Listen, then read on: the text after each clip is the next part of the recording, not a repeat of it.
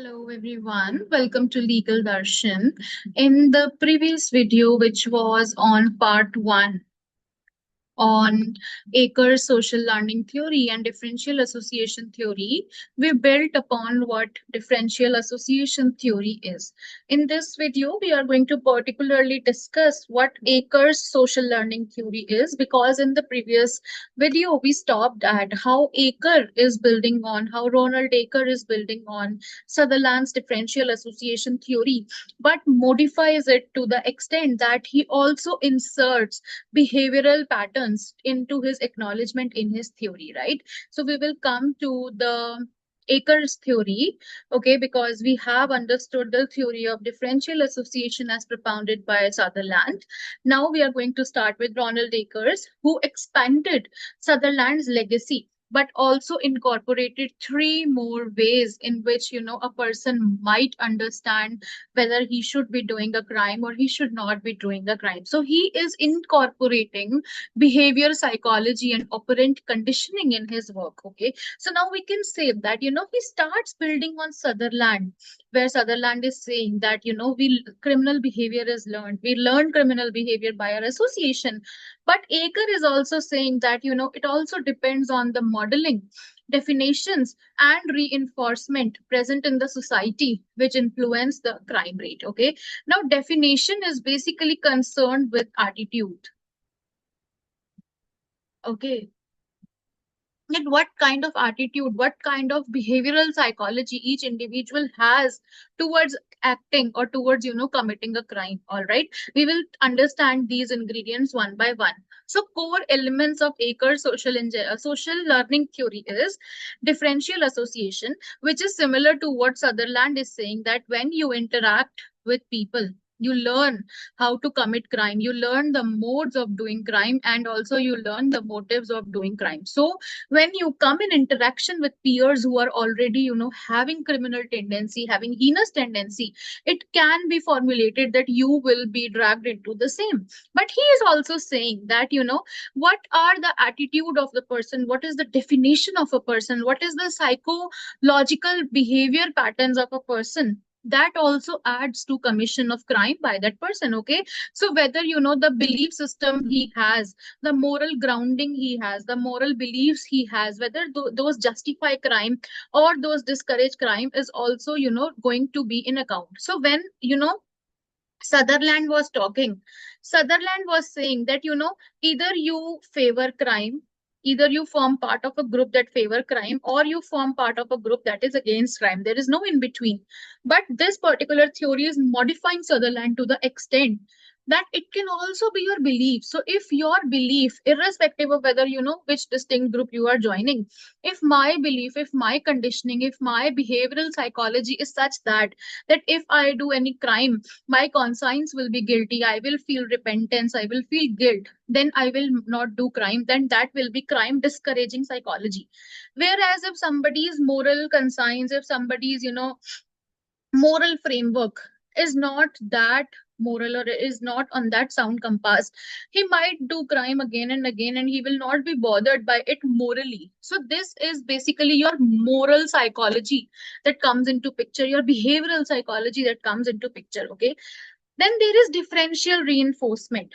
I will calculate what are the rewards or the punishment of an act pursuant to an act. Okay, so if I see that if I am stealing something, I'm being I'm not being punished, the court is releasing me again and again, I have started finding loopholes that if I do this kind of act by this technique, I will not be caught. Okay, so in the Sutherland theory, I gave you an example. Okay, so if I use a fake ID, a fake username, I use dark web, I use internodes to do an illegal activity online, maybe I will not be caught in the realm of IT Act or in the realm of Bharatiya Nyaya Sanhita or any law that penalizes illegal activity as such. Okay, so I will see that if I'm getting rewards out of it, I'm not getting punished out of it, I have found the loopholes, then that differential reinforcement will also lead me to commission of crime. If I find that rewards are greater than punishments, okay, and punishments are not that stringent, maybe I'll do crime, I'll continue to do crime. And that is one reason you can also associate with habitual offenders that keep on doing crime, because they have found certain loopholes, and they, differential reinforcement element comes into picture. Then is the imitation. Okay, so you will model behavior that you observe in others. Okay, so if you see a movie, let's say there is this movie Drishyam. Okay, a lot of us have seen it. So in Drishyam, there is a lot of explicit display of finding loopholes in law. How that one person, who's whose daughter, or whose family is involved in the murder of a person, how he hides the body and how he get away with it. So when we also see that these are the ways, these are the techniques which we can also adopt, then by imitation also we will be prone to commit crime. That if I do this particular kind of act, this will be the consequence, just how it happened in the movie, in the TV series, in the web series, etc.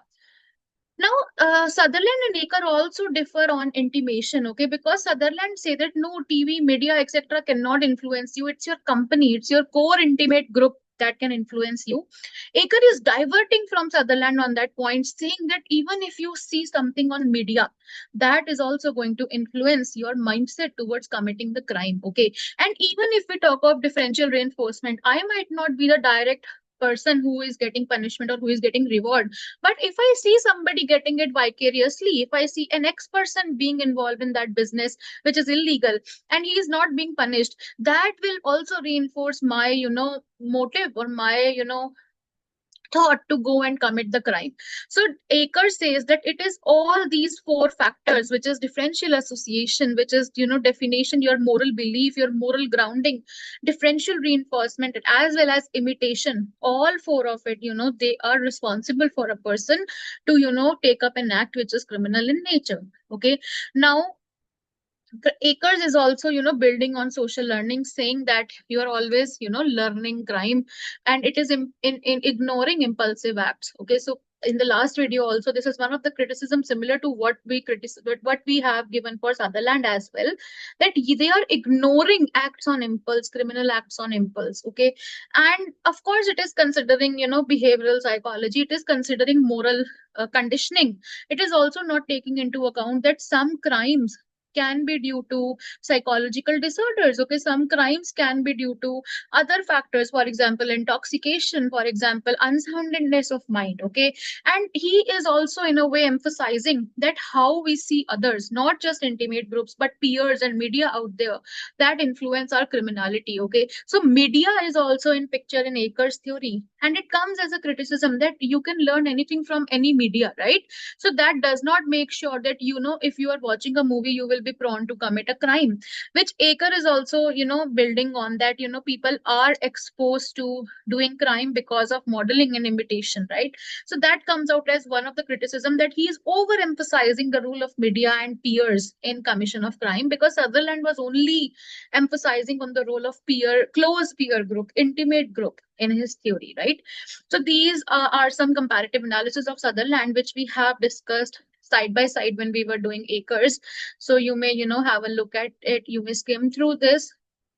And also, because Aker is including behavioral psychology in his work, his theory is more empirically sound than just, believing Sutherland's criminal behavior is learned theory, right? So this is it for the remaining discussion on Akers. Both Sutherland and Aker forms integral element of social learning theory, which is one of the most, expanded version of criminology that we study, and also we have built on these theories ahead. Now we will next move to social disintegration theory, which says that whenever a society undergoes change, in that significant period of time it is prone to commission of crime, because there arises loopholes and there is no law and order to govern them. So this is the discussion that we're going to do in the upcoming video. Till then, please stay tuned with Legal Darshan. I hope the discussion on criminology is useful. Please stay tuned. Thank you for watching. Have a great day.